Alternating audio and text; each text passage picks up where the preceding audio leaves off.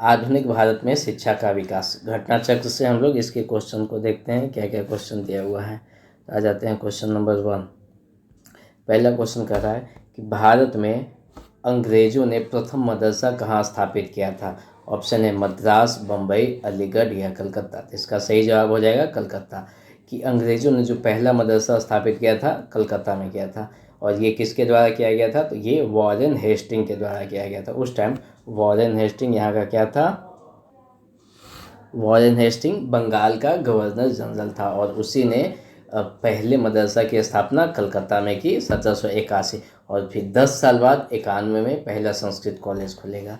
अच्छा, इसका प्रमुख किसको बनाया जाता है, तो जो पहला मदरसा खोला गया कलकत्ता में उसका प्रमुख बनाया जाता है मौलवी मोइजुद्दीन को, मौलवी मोइजुद्दीन। दूसरा question, Asiatic Society of Bengal के संस्थापक थे sir William Jones, Wilkins, Max Muller या जेम्स प्रिंसेप। तो इसका सही जवाब हो जाएगा क्या, ए ऑप्शन सर विलियम जोन्स। यानी एशियाटिक सोसाइटी ऑफ बंगाल की स्थापना किसने किया था, सर विलियम जोन्स। कब किया था, 1784 ईस्वी में। अच्छा, सर विलियम जोन्स उस टाइम में कलकत्ता के सुप्रीम कोर्ट के जज थे। और ऐसा कहा जाता है कि जो एशियाटिक सोसाइटी ऑफ बंगाल इसका अध्यक्ष वॉरेन हेस्टिंग को बनाया जा रहा था, परंतु हेस्टिंग ने इस पद को इसलिए स्वीकार नहीं किया ताकि जेम्स विलियम जोन्स को इसका अध्यक्ष बनाया जा सके इसका। तो इसीलिए यहाँ ध्यान रखना, एशियाटिक सोसाइटी ऑफ बंगाल की स्थापना किसने की थी, सर विलियम जोन्स। कब, 1784 ईस्वी में। और ये देखिए, पहला संस्कृत कॉलेज जो खोला गया भारत में अंग्रेजों के द्वारा, वो कब खोला गया था, बनारस में खोला गया था और 1791 में। और ये किसके द्वारा खोला गया, तो बनारस के जो ब्रिटिश रेजिडेंट थे उनका नाम क्या था, जोनाथन डंकन। यानी 3 चीज़ें याद रखनी, 1791 जोनाथन डंकन, बनारस में पहला संस्कृत कॉलेज, 81 में पहला मदरसा खोला गया था कलकत्ता में और 91 में पहला संस्कृत कॉलेज खोला गया बनारस में जोनाथन डंकन के द्वारा। आ जाते हैं अगले क्वेश्चन पे। कह रहा है कि बनारस में प्रथम संस्कृत महाविद्यालय की स्थापना किसने की थी। तो पहला संस्कृत महाविद्यालय अगर कह रहा है, बताइए क्या होगा इसका answer, Jonathan Duncan, Warren Hasting, Lord Macaulay या बंकिम चंद्र। तो इसका सही जवाब हो जाएगा ए ऑप्शन, जोनाथन डंकन के द्वारा। कब किया गया था, 1791 में। आ जाते हैं अगले क्वेश्चन पे। क्वेश्चन क्या कह रहा है, इसमें कथन और कारण है, ध्यान से देखते हैं। कह रहा है कि बंगाल की एशियाटिक सोसाइटी की स्थापना वॉरेन हेस्टिंग के काल में हुई थी और उसने सर विलियम जोन्स के पक्ष में उक्त विद्वत संस्था की अध्यक्षता का प्रस्ताव अस्वीकार कर दिया था। तो ये सही जवाब है। ये तो हम जानते हैं कि एशियाटिक सोसाइटी की स्थापना किसके काल में हुई थी, वॉरेन हेस्टिंग की। इसकी स्थापना 1784 ईस्वी में हुआ था और वॉरेन हेस्टिंग का कार्यकाल 72 से 85 तक है, यानी उसी के काल में हुई थी। और उसका अध्यक्ष किसको बनाया गया था, तो विलियम जोन्स को बनाया गया था। लेकिन ऐसा कहा जाता है कि वॉरेन हेस्टिंग ने इस पद की अध्यक्षता को अस्वीकार कर दिया था, तब इसको बनाया गया था। ओके, आ जाते हैं कारण क्या है, यानी कथन सही है। कारण है कि वॉरेन हेस्टिंग स्वयं एक उद्भट विद्वान तथा प्राच्य विद्या का प्रखर समर्थक था। तो ये भी सही बात है, जो संस्कृत, फारसी व अरबी के अध्ययन को प्रोत्साहित करता था। यानी वॉरेन हेस्टिंग जो था वो भी प्राच्य विद्या का समर्थक था। तो दोनों सही है और कथन का सही एक्सप्लेनेशन कारण है, यानी इसका सही जवाब क्या हो जाएगा, ए ऑप्शन हो जाएगा। ए और आर दोनों सही है तथा ये सही व्याख्या भी कर रहा। वही बस हमको देखना है, 1784 ईस्वी में बंगाल की एशियाटिक सोसाइटी की स्थापना हुई किसके द्वारा, विलियम जोन्स के द्वारा। अच्छा, बाकी सब तो सेम ही है। एक चीज़ और इसमें देख लेते हैं कि चार्ल्स विल्किंस का एक नाम आता है। इन्होंने क्या किया था, जो भगवत गीता है उसका अंग्रेजी अनुवाद किया था। और ये जो अनुवाद किया था उसकी प्रस्तावना किसने लिखी थी, तो प्रस्तावना खुद वॉरेन हेस्टिंग के द्वारा लिखा गया था। यानी अभी तक हम लोग क्या देखे, 1781 में पहला मदरसा, 1791 में पहला संस्कृत कॉलेज और उसके बाद फिर ये देख लिए 1784 ईस्वी में Asiatic Society of Bengal William Jones के द्वारा, और अभी एक भगवत गीता का अंग्रेजी अनुवाद। ये 5 बातें भी मुख्य रूप से आई है। आ जाते हैं 5वें क्वेश्चन पे। क्वेश्चन कह रहा है कि निम्नलिखित में से किसे पेरिस की रॉयल एशियाटिक सोसाइटी की सदस्यता प्रदान किया गया था। अब देखो, पेरिस में भी एक रॉयल एशियाटिक सोसाइटी बना था। तो उसकी सदस्यता किसको दिया गया था? दादा भाई नौरोजी, राजा राम मोहन राय, विवेकानंद या माइकल मधुसूदन दत्त? तो इसका ध्यान रखिएगा, सही जवाब हो जाएगा बी ऑप्शन, यानी पेरिस का रॉयल एशियाटिक सोसाइटी के है तो उसका सदस्य किसको बनाया गया था? माइकल मधुसूदन दत्त को। आ जाते हैं अगले क्वेश्चन पर, क्वेश्चन नंबर 6। क्वेश्चन नंबर 6 क्या कर रहा है कि निम्नलिखित अंग्रेजों में से कौन था जिसने सर्वप्रथम भगवत गीता का अंग्रेजी में अनुवाद किया था? तो बताइए, भगवत गीता का अंग्रेजी में अनुवाद किसने किया था? विलियम जोन्स ने, चार्ल्स विल्किंस ने, अलेक्जेंडर कनिंघम ने या जॉन मार्शल ने? इसका सही जवाब हो जाएगा क्या? बी ऑप्शन, चार्ल्स विल्किंस ने किया था भगवत गीता का अंग्रेजी अनुवाद। और जो अंग्रेजी अनुवाद किया था तो उसका प्रस्तावना किसने लिखा था? तो खुद वॉरेन हेस्टिंग ने लिखा था। इसकी प्रस्तावना स्वयं वॉरेन हेस्टिंग ने लिखी। दोनों बातें ध्यान रखनी है, एक अंग्रेजी अनुवाद किसने किया और उसका प्रस्तावना किसने लिखा। अगला क्वेश्चन है 7वां नंबर कि निम्नलिखित में से किसने कालिदास की जो प्रसिद्ध रचना है अभिज्ञान शाकुंतलम, या फिर इसको शकुंतला भी कहते हैं, तो अभिज्ञान शाकुंतलम का पहली बार अंग्रेजी में अनुवाद किया? किसने किया था? चार्ल्स विल्किंस ने, हेनरी कोलब्रुक ने, योहान वोल्फगांग ने या फिर सर विलियम जोन्स ने? बताइए, इसका सही जवाब हो जाएगा D option, sir William Jones. यानी कालिदास की जो उपन्यास है अभिज्ञान शाकुंतलम, इसका अंग्रेजी अनुवाद किसने किया था? सर विलियम जोन्स ने। कब किया था? तो देखो 1784 ईस्वी में एशियाटिक सोसाइटी ऑफ बंगाल की स्थापना किया था सर विलियम जोन्स ने। उसी के 5 साल बाद यानी 1789 ईस्वी में इसने क्या किया? अभिज्ञान शाकुंतलम का अंग्रेजी में अनुवाद किया। सेम चीज़ें हैं कि 1784 ईस्वी में एशियाटिक सोसाइटी ऑफ बंगाल की स्थापना किया था और बाद में फिर 1789 ईस्वी में इसने क्या किया? कालिदास द्वारा के जो उपन्यास था अभिज्ञान शाकुंतलम उसका अंग्रेजी में अनुवाद किया। किसने किया? विलियम जोन्स ने। आ जाते हैं क्वेश्चन नंबर 8 पर। क्वेश्चन नंबर 8 क्या कह रहा है कि स्वतंत्रता पूर्व अवधि में ब्रिटिश सरकार द्वारा भारत में आधुनिक शिक्षा के प्रसार का मुख्य उद्देश्य क्या था? यानी जो अंग्रेज थे वो भारत में शिक्षा का प्रसार क्यों कर रहे थे, शिक्षा के लिए क्यों काम कर रहे थे? इसका सही जवाब हो जाएगा ए ऑप्शन, छोटे प्रशासनिक पदों पर नियुक्ति हेतु शिक्षित भारतीयों की आवश्यकता, या बी ऑप्शन, भारतीय संस्कृति को प्रोत्साहित करना, तीसरा भारतीय लोगों को आधुनिक बनाना जिससे वे राजनीतिक जिम्मेदारी में भाग ले सके, या फिर डी उपयुक्त में से कोई नहीं। तो इसका सही जवाब ए हो जाएगा। अंग्रेज क्या हुआ, जब पूरे भारत में अंग्रेज़ों ने कब्जा कर लिया तो फिर यहाँ शासन करने के लिए उनको बहुत सारे लोगों की ज़रूरत हुई। अब सारे लोग तो वो ब्रिटेन से मंगा नहीं सकते थे, इसलिए उच्च पदों पे तो रखते थे ब्रिटेन से मंगा करके, उनको नियुक्त करते थे, लेकिन जो छोटे प्रशासनिक पद फिर उस पर फिर क्या करते थे, कुछ भारतीयों को अंग्रेजी सिखाना स्टार्ट किया, शिक्षित करना स्टार्ट किया ताकि उसको काम पे लगाया जा सके। यानी इसलिए बेस्ट ऑप्शन इसका ए हो जाएगा कि छोटे प्रशासनिक पदों पे नियुक्ति हेतु शिक्षित भारतीयों की आवश्यकता थी, इसलिए शिक्षा में खर्च करने लगे कि शिक्षित करो, इनको अंग्रेजी सिखाओ। Question number 9। क्वेश्चन नंबर 9 से पहले एक बात लिखते हैं। 1813 ईस्वी में एक चार्टर एक्ट आया था, ठीक है, ये बहुत इंपॉर्टेंट है, इससे 3-4 क्वेश्चन पूछ सकता है। तो ये इसका एक ट्रिक है कि तेरे व्यापार के 1 लाख धर्म प्रचार में लगा दिए। कहने का मतलब क्या है कि 1813 के चार्टर एक्ट में क्या क्या हुआ? तो पहला तेरे बोले तो 1813, व्यापार बोले तो व्यापार का एकाधिकार, ब्रिटिश ईस्ट इंडिया कंपनी को जो व्यापार का एकाधिकार मिला था उसको समाप्त कर दिया गया, सिर्फ चाय और चीनी पे रखा गया, बाकी सब समाप्त कर दिया गया। दूसरा 1 लाख, पहली बार शिक्षा पर 1 लाख खर्च करने की बात की गई, किसमें? तो 1813 के चार्टर एक्ट में। उसके बाद फिर ईसाइयों को धर्म प्रचार के लिए यहाँ छूट मिल गई, परमिशन मिल गया। यानी ट्रिक क्या है? तेरे व्यापार के 1 लाख धर्म प्रचार में लगा दिए। इसमें से 3 है, व्यापार का एकाधिकार समाप्त, शिक्षा पर 1 लाख खर्च और ईसाई धर्म प्रचार को यहाँ अनुमति मिल गई। ओके, बाद आते हैं अगला क्वेश्चन। क्वेश्चन क्या कह रहा है कि ब्रिटिश सरकार के किस अधिनियम ने सबसे पहली बार भारत में शिक्षा के लिए 1 लाख रुपए दिए थे? तो पहली बार शिक्षा के लिए 1 लाख रुपये देने की बात किसमें की गई थी? तो वही चार्टर अधिनियम, चार्टर एक्ट 1813, इसलिए इसका सही जवाब क्या हो जाएगा? B option. अब आ जाते हैं क्वेश्चन नंबर, इसमें क्या कहा गया कि प्रति वर्ष शिक्षा के लिए 1 लाख रुपये खर्च करने की व्यवस्था इस अधिनियम ने की थी। यानी हर एक साल 1 लाख दिया जाएगा। अब कहाँ खर्च करना है वो कंपनी डिसाइड करेगी। अब आ जाते हैं क्वेश्चन नंबर 10 पे। 10 क्या कर रहा है कि वुड डिस्पैच के बारे में निम्नलिखित में से कौन सा कथन सत्य है। पहला, सहायता अनुदान व्यवस्था शुरू की गई, सही बात है।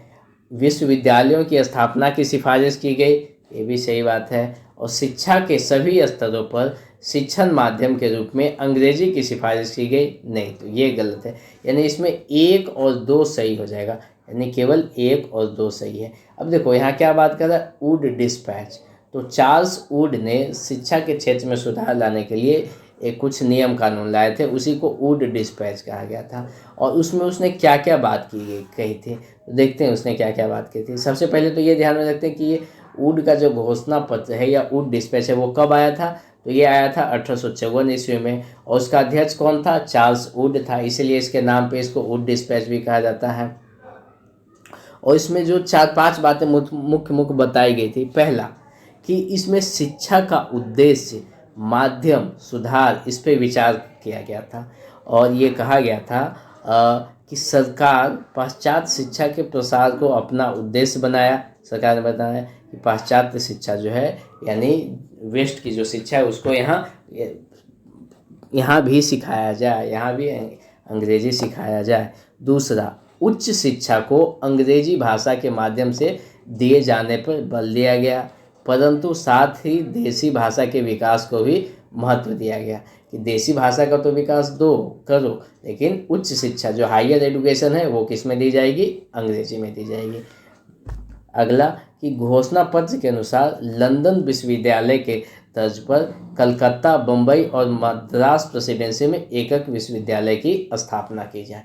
ठीक है, ये बात भी किस में कहा गया, 1854 ईस्वी के वुड डिस्पैच में, कि जैसे लंदन में विश्वविद्यालय वैसे ही भारत में तीन प्रेसिडेंसी कौन कौन था, एक कलकत्ता था, उसके बाद एक बम्बई और फिर एक नीचे मद्रास, यानी तीनों जगह एकक विश्वविद्यालय खोला जाएगा। और 5वां बात कहा गया था कि जो निजी क्षेत्र है, शिक्षा के क्षेत्र में निजी प्रयत्नों को भी प्रोत्साहित करने के लिए अनुदान सहायता की पद्धति चलाने की सिफारिश की गई। यानी जो निजी क्षेत्र हैं उसको भी सपोर्ट करो, उसको भी कुछ अनुदान दो, ताकि वो भी नए नए कॉलेज स्कूल की स्थापना कर सके। तो इसलिए 5 बातें हैं। अभी अगर हम क्वेश्चन में देखते तो पहले वही अनुदान का बात किया था, तो ये सही था, और विश्वविद्यालय की स्थापना की बात किया था, दोनों सही था। लेकिन इसमें ये तीसरा क्यों गलत हुआ, क्योंकि ये शिक्षण माध्यम सिर्फ अंग्रेजी का रहा था, लेकिन नहीं, हायर एजुकेशन में, उच्च शिक्षा में तो अंग्रेजी पे बल दिया था, लेकिन प्राइमरी शिक्षा में कहा था कि नहीं, प्राइमरी शिक्षा आप लोकल लैंग्वेज में, तो जो देश की भाषा है उसी में। तो आ जाते हैं क्वेश्चन नंबर 11। कहा है कि चार्ल्स वुड का आदेश पत्र निम्नलिखित में से किससे संबंधित था, शिक्षा से, व्यापार से, प्रशासनिक सुधार से या सैन्य सुधार से। तो इसका सही जवाब क्या हो जाएगा, ए ऑप्शन, शिक्षा से। और ये कब आया था, चार्ल्स वुड डिस्पैच कब आया था, तो 19 जुलाई 1854 ईस्वी को। क्वेश्चन नंबर 11 हो गया। अब आ जाते हैं क्वेश्चन नंबर 12 पे। क्वेश्चन नंबर 12 क्या कर रहा है कि हंटर कमीशन की रिपोर्ट में विकास पर विशेष जोर दिया गया, बालिकाओं की शिक्षा को, उच्च शिक्षा को, प्राथमिक शिक्षा को या तकनीकी शिक्षा को। तो हंटर कमीशन में किस पे जोर दिया गया, प्राथमिक शिक्षा को। हुआ क्या था कि हम लोग जानते हैं कि वुड डिस्पैच के बाद, वुड डिस्पैच 1854 ईस्वी में आया था, उसके बाद शिक्षा में कुछ सुधार हुआ है या नहीं हुआ है, इसी की जांच करने के लिए 1882 ईस्वी में हंटर कमीशन का गठन किया गया था, और उसी ने अपनी रिपोर्ट दी। और उसने अपने रिपोर्ट में किस पे विशेष जोर दिया, प्राथमिक शिक्षा पे। अब क्या क्या कहा है थोड़ा सा डिटेल में देख लेते हैं। देखो, 1854 के पश्चात शिक्षा के क्षेत्र में हुई प्रगति की समीक्षा करने के लिए ही 1882 में डब्ल्यू हंटर की अध्यक्षता में एक आयोग नियुक्त किया गया। अब चूंकि इसका अध्यक्ष हंटर था, इसीलिए इसको हंटर आयोग कर दिया गया। जैसे 1854 इसमें वुड डिस्पैच था अध्यक्ष, तो इसको चार्ल्स वुड था उसका अध्यक्ष, इसलिए उसको वुड डिस्पैच या वुड का घोषणा पत्र कहा गया, वैसे इसको हंटर आयोग कहा गया। और ये कब आया था, 1882 ईस्वी में। इस आयोग की रिपोर्ट में क्या कहा गया था कि प्राथमिक शिक्षा के सुधार एवं विकास पर विशेष जोर दिया गया था, ये ध्यान रखना है। अब आ जाते हैं क्वेश्चन नंबर 13। क्वेश्चन नंबर 13 क्या कह रहा है, नेशनल काउंसिल ऑफ एजुकेशन की स्थापना कब हुई। तो इसका सही जवाब हो जाएगा डी ऑप्शन, 15 अगस्त 1906 ईस्वी में नेशनल काउंसिल ऑफ एजुकेशन अर्थात राष्ट्रीय शिक्षा परिषद की स्थापना 15 अगस्त 1906 ईस्वी को किया गया। अच्छा, अब आ जाते हैं अगले क्वेश्चन पे। क्वेश्चन नंबर 14 में क्या कर रहा है, सैडलर आयोग किससे संबंधित था? तो सैडलर आयोग ये भी किससे संबंधित था, ये भी शिक्षा से। अभी तक हम लोग शिक्षा से संबंधित 2 आयोग ऑलरेडी देख चुके थे। एक वुड, चार्ल्स वुड का था वुड डिस्पैच, उसके बाद फिर एक आया था हंटर आयोग, अभी आ गया सैडलर आयोग। अच्छा, इसमें अगर देखते हैं तो सैडलर आयोग में 3 सदस्य थे। एक विदेशी था, वो कौन था, माइकल सैडलर। अब 2 भारतीय थे। भारतीय कौन कौन से थे, आशुतोष मुखर्जी और दूसरा जियाउद्दीन अहमद। ठीक है, और ये आया कब था, 1917 ईस्वी में सैडलर आयोग। संबंधित किससे था, शिक्षा से। अगर सैडलर आयोग की हम कुछ बातों को देखना चाहें तो यहाँ देखते हैं कि यह शिक्षा से संबंधित था। 1917 ईस्वी में सरकार ने कलकत्ता विश्वविद्यालय की संभावनाओं के अध्ययन तथा रिपोर्ट के लिए एक आयोग नियुक्त किया था। यानी कलकत्ता जो विश्वविद्यालय है उसमें और क्या क्या संभावनाएं हैं, क्या क्या विकास हो सकता है, उसी लिए अगर स्पेशली सैडलर आयोग का गठन किया गया था। और इस आयोग में का यह विचार था कि यदि विश्वविद्यालय शिक्षा का सुधार करना है तो माध्यमिक शिक्षा का सुधार आवश्यक है। यानी सैडलर आयोग ने कहा कि अगर आपको विश्वविद्यालय शिक्षा की गुणवत्ता सुधारनी है तो पहले माध्यमिक शिक्षा में सुधार करो, तभी कुछ हो सकता है। और इसके पहले हम लोग देखे थे कौन सा, इसके पहले हम लोग देखे थे एक हंटर के मिशन। इसमें किस पे जोर दिया गया था, प्राथमिक शिक्षा पे। और सैडलर आयोग 1917 ईस्वी में आया, उसमें किस पे जोर दिया गया, उसमें कहा गया माध्यमिक शिक्षा पे। ओके, सैडलर आयोग में माध्यमिक शिक्षा पे ध्यान रखिएगा। क्वेश्चन नंबर 15, शिक्षा में सुधार हेतु ब्रिटिश सरकार ने सैडलर विश्वविद्यालय आयोग कब नियुक्त किया? तो ये कब नियुक्त किया गया था, 1919, 1917, 1921 या 1896। तो सही जवाब हो जाएगा इसका बी ऑप्शन, 1917 ईस्वी में आया था सैडलर आयोग। अब आ जाते हैं क्वेश्चन नंबर 16। कह रहा है कि 1902 ईस्वी में लॉर्ड कर्जन ने 2 भारतीय सदस्यों को सम्मिलित करते हुए एक विश्वविद्यालय आयोग गठित किया। वे कौन थे, वे कौन थे? तो इसका सही जवाब हो जाएगा क्या, डी ऑप्शन, सैयद हुसैन बिलग्रामी और न्यायमूर्ति गुरुदास बनर्जी। यानी 1902 ईस्वी में कर्जन के द्वारा एक विश्वविद्यालय आयोग बनाया गया था। ठीक है, एक विश्वविद्यालय आयोग, और इस विश्वविद्यालय आयोग का अध्यक्ष थॉमस रैले को बनाया गया। और 2 और भारतीय सदस्य कौन कौन थे, सैयद हुसैन बिलग्रामी और न्यायमूर्ति गुरुदास मुखर्जी। ओके, क्यों बनाया गया था? तो शैक्षिक सुधारों के तहत 1902 ईस्वी में थॉमस रैले की अध्यक्षता में विश्वविद्यालय आयोग का गठन किया गया। और इसमें 2 भारतीय कौन कौन थे, सैयद हुसैन बिलग्रामी और न्यायमूर्ति गुरुदास बनर्जी को नियुक्त किया गया था। इसका आयोग द्वारा दिए गए सुझावों के आधार पर ही विश्वविद्यालय अधिनियम 1904 पारित हो गया। यानी अगर पूछे विश्वविद्यालय अधिनियम 1904 किसके सुझावों के आधार पर पारित हुआ है, तो ये हुआ है 1902 ईस्वी के कौन सा था, विश्वविद्यालय आयोग। आ जाते हैं लॉर्ड मैकाले। लॉर्ड मैकाले किससे संबंधित था? तो लॉर्ड मैकाले को बेसिकली अंग्रेजी शिक्षा से संबंधित था। ओके, अब आ जाते हैं मैकाले की बात करते हैं। तो मैकाले जब विलियम बेंटिक गवर्नर जनरल था तो उसके कार्यकाल में था, और उसके कार्यकाल में इसने अंग्रेजी शिक्षा को लेकर के बहुत काम किया था। क्वेश्चन नंबर 18, भारत के औपनिवेशिक काम में अधोमुखी निस्पंदन सिद्धांत किस क्षेत्र से संबंधित है? ये ध्यान रखिए, इसको कहते हैं डाउनवर्ड फिल्ट्रेशन थ्योरी या अधोमुखी निस्पंदन सिद्धांत। इसका कहने का ये मतलब है कि अगर आपके पास रिसोर्सेस कम है तो आप क्या करो, अपर क्लास को वो रिसोर्सेज प्रोवाइड कर दो, फिर वहाँ से छन के नीचे की ओर बाकी रिसोर्सेज चली जाएगी। तो अंग्रेज़ों ने क्या देखा कि शिक्षा पे सबको हम शिक्षित नहीं कर सकते हैं, तो उसने क्या किया, यही उसने अधोमुखी निस्पंदन सिद्धांत अपनाया कि उसने जो अमीर वर्ग थे उनको सिर्फ शिक्षित करने के लिए उनको शिक्षित किया, और ये सोचा कि इनको शिक्षित करेंगे ये बाकी लोगों को भी शिक्षित कर देंगे। तो अगर पूछ दे कि अधोमुखी निस्पंदन का सिद्धांत, यानी इसको कहते हैं इंग्लिश में डाउनवर्ड फिल्ट्रेशन थ्योरी, ये किससे संबंधित है? तो ये शिक्षा से संबंधित है। अब आ जाते हैं क्वेश्चन नंबर 19। अच्छा, इसको देखिए, डिटेल देख लेते हैं। कह रहा है कि भारत के औपनिवेशिक काल में अधोमुखी निस्पंदन सिद्धांत शिक्षा के क्षेत्र से संबंधित था। इस सिद्धांत का अर्थ था कि शिक्षा समाज के उच्च वर्ग को ही दिया जाए, इस वर्ग से छन छन कर ही शिक्षा का असर जन सामान्य तक पहुँचेगा। मैकाले का कहना था कि सीमित साधनों से समस्त जनता को शिक्षित करना संभव नहीं है। तो अगर संभव नहीं है तो क्या करो, कुछ जनता को शिक्षित करना है तो किसको चुनो भाई, जो उच्च वर्ग है उसको शिक्षित करो, बाकी खुद ब खुद छन छन के नीचे सब लोग शिक्षित हो जाएंगे। लेकिन अंग्रेजों का ये सोचना बिल्कुल ही गलत था। क्वेश्चन नंबर 19, भारत की शैक्षणिक नीति में फिल्ट्रेशन थ्योरी के प्रतिपादक कौन थे? अब बताओ, फिल्ट्रेशन थ्योरी किसने दिया था? चार्ल्स वुड ने, मैकाले ने, जे.एस. मिल ने या कॉर्नवालिस ने? इसका सही जवाब हो जाएगा B option, Macaulay, Lord Macaulay, उसी ने ये दिया था फिल्ट्रेशन थ्योरी। 20 नंबर, भारत में आधुनिक शिक्षा प्रणाली की नींव किसने से पड़ी? आधुनिक शिक्षा प्रणाली 1813 के चार्टर एक्ट, 1835 ईस्वी के मैकाले के स्मरण पत्र या फिर 82 का हंटर आयोग?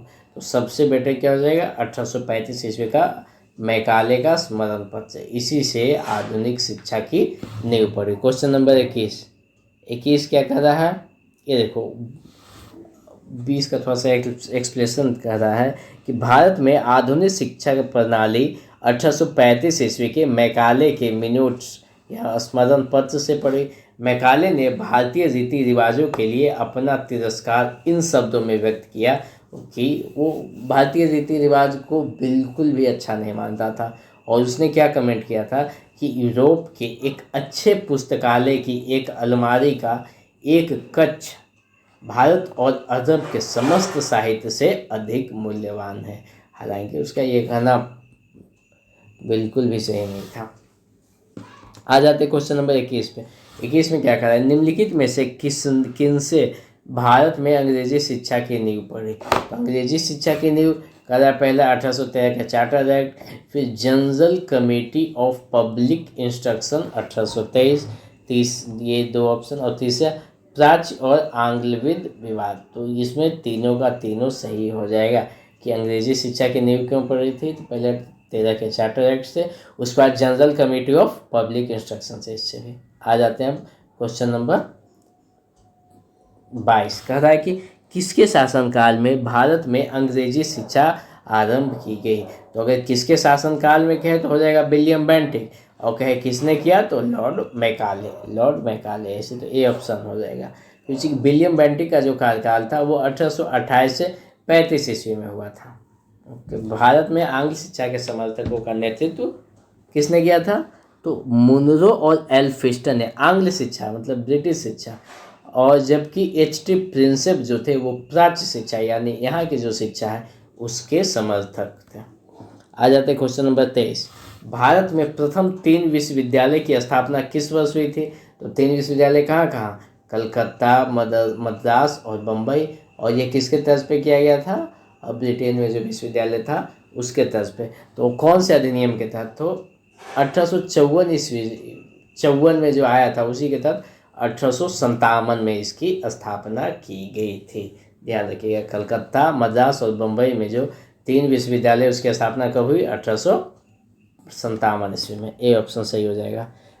और इसको अंग्रेजी शिक्षा का मैग्ना कार्टा भी कहा जाता है। किसको? चार्ल्स वुड के डिस्पैच को, वुड के डिस्पैच को। आ जाते हैं क्वेश्चन नंबर 24 में क्या कह रहा है, किसके सतत प्रयत्नों से बम्बई में प्रथम महिला विश्वविद्यालय की स्थापना हुई? तो ये पहला महिला विश्वविद्यालय कहेगा, यानी महिलाओं के लिए काम करने में, तो डी.के. कर्वे। ओके, महिला विश्वविद्यालय जैसे ही कहे तो याद रखिए डी.के. कर्वे। कब हुआ था? 1916 ईस्वी में बम्बई में प्रथम महिला विश्वविद्यालय की स्थापना हुई थी 1916 ईस्वी। किसके नेतृत्व में? DK. Curve. Okay, Deccan education society की स्थापना कौन संबंधित है? डेक्कन एजुकेशन सोसाइटी की स्थापना से बी.जी. तिलक, बाल गंगाधर तिलक का संबंध है डेक्कन एजुकेशनल सोसाइटी। ओके, अब कहता है कि निम्नलिखित कॉलेजों में सर्वप्रथम किसकी स्थापना हुई है? हिंदू कॉलेज, दिल्ली कॉलेज, मुस्लिम एंग्लो ओरिएंटल कॉलेज या फिर मेयो कॉलेज? मेयो कॉलेज 1875 में है, मुस्लिम एंग्लो ओरिएंटल कॉलेज ये भी 1875 ईस्वी में है, और बी ऑप्शन जो कह रहा है, देखो पहला तो हिंदू कॉलेज तो हिंदू कॉलेज 1817, फिर दिल्ली कॉलेज 1824। तो सबसे पहले किसकी स्थापना, ये हो जाएगा 1817। अब कैसे हुआ था जो देखते हैं। यानी 1817 ईस्वी में डेविड हेयर और अलेक्जेंडर डफ ने क्या खोला था, पहला हिंदू कॉलेज। हिंदू कॉलेज वो भी कहाँ, कलकत्ता में। और 1875 ईस्वी में मेयो कॉलेज की स्थापना हुई थी। और 1875 ईस्वी में ही मुस्लिम एंग्लो ओरिएंटल कॉलेज, जो कि आगे चल के AMU बना अलीगढ़ में, तो वही 1875 ईस्वी में खोला गया था। और दिल्ली कॉलेज की स्थापना कब हुई थी, 1824 ईस्वी में। आ जाते हैं अगले question, question number 27। Mohammedan Anglo oriental college Aligarh की स्थापना निम्नलिखित में से किस वर्ष हुई। तो AMU आगे चल कर, तो इसकी स्थापना कब हुई, सही जवाब हो जाएगा सी ऑप्शन, 1875 ईस्वी में। ओके, अब आ जाते हैं क्वेश्चन नंबर 28। 28 क्या कहा था कि डेविड हेयर और अलेक्जेंडर डफ के साथ मिलकर निम्नलिखित में से किसने कलकत्ता में हिंदू कॉलेज की स्थापना की थी। तो हिंदू कॉलेज की स्थापना करने में किसका योगदान आता है, तो ये आता है राजा राम मोहन राय, डी ऑप्शन, राजा राम मोहन राय। कौन कौन था, डेविड हेयर, अलेक्जेंडर डफ, ये इन्हीं के कहने पे, राजा राम मोहन राय के कहने पे हैं इसने स्थापना किया है कलकत्ता में हिंदू कॉलेज की। Okay, question number 29। 29 में क्या कहता है, ये संस्थान है और ये संस्थापक है। जैसे कि बनारस का संस्कृत कॉलेज विलियम जोन्स, तो इसमें से कौन कौन सा सही सुमेलित है। कलकत्ता मदरसा 1781 ईस्वी में स्थापना हुई थी, किसने किया था, वारेन हेस्टिंग, सही जवाब है। फोर्ट विलियम कॉलेज, इसकी स्थापना किसने की थी, वेलेस्ली ने किया था। अच्छा, इसकी स्थापना कब हुई थी, ये लगभग 1800 के आसपास में। वेलेस्ली ने क्यों स्थापना किया था फोर्ट विलियम कॉलेज का, तो हुआ क्या था, अब जब बहुत सारे लोग यहाँ काम करने के लिए, प्रशासन चलाने के लिए ज़रूरत हो रहे थे, तो सबको सब प्रशिक्षण दिया जाता था और ट्रेनिंग देने के लिए उनको कहाँ भेजा जाता था, लंदन। तो इसीलिए वेलेस्ली ने क्या किया, कलकत्ता में ही फोर्ट विलियम कॉलेज की स्थापना की। और जितने भी असैन्य अधिकारी थे, सेना को छोड़कर बाकी अधिकारी को ट्रेनिंग यहीं दिया जाने लगा। यानी इसमें 2 और 3 सही है, लेकिन पहला गलत है। अब अगर पूछ दे, बनारस का संस्कृत कॉलेज, जो पहला संस्कृत कॉलेज खोला गया था, उसकी स्थापना 1791 ईस्वी में हुई थी, किसके प्रयासों से, जोनाथन डंकन के प्रयास से। तो हो गया ये क्वेश्चन नंबर 29। देखिए सेम चीज़ लिखा हुआ है। अब आ जाते हैं क्वेश्चन नंबर 30। 30 में क्या कहा था, वेलेस्ली ने कलकत्ता में फोर्ट विलियम कॉलेज की स्थापना किस लिए की थी।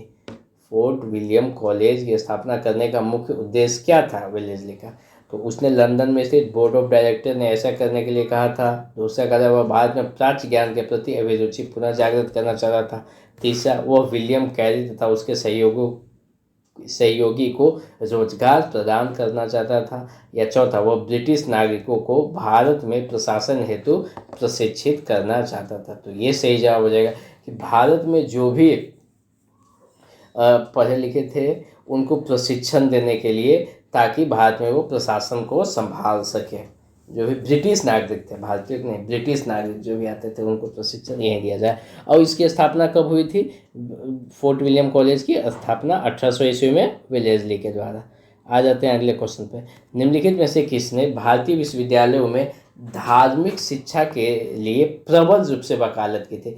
तो धार्मिक शिक्षा के लिए कौन वकालत करेगा, बाल गंगाधर तिलक, स्वामी विवेकानंद, महात्मा गांधी या मदन मोहन मालवीय। तो जैसे धार्मिक शिक्षा की बात है कि उसमें मदन मोहन मालवीय का नाम याद रखिएगा। इसका सही जवाब मदन मोहन मालवीय हो जाएगा। इन्होंने ही क्या किया था, BHU का बाद में स्थापना मदन मोहन मालवीय ने किया था। आगे क्वेश्चन, बनारस हिंदू विश्वविद्यालय का शिलान्यास निम्न में से किसने किया था। तो इसका शिलान्यास किसके द्वारा करवाया गया था, तो ये करवाया गया था लॉर्ड हार्डिंग के द्वारा। लॉर्ड हार्डिंग, यानी 32 का सी ऑप्शन। ओके, निम्नलिखित में से किसे सर्वप्रथम केंद्रीय विश्वविद्यालय घोषित किया गया। केंद्रीय विश्वविद्यालय सर्वप्रथम किसको, बनारस हिंदू विश्वविद्यालय, BHU को सबसे पहले केंद्रीय विश्वविद्यालय घोषित किया गया। ओके, अब आ जाते हैं क्वेश्चन नंबर 33 है। टोटल 33 क्वेश्चन था, तो यहीं हम लोग समाप्त करते हैं। आगे फिर इसके कुछ थ्योरी और आगे के क्वेश्चन लेके अगली क्लास में आएंगे।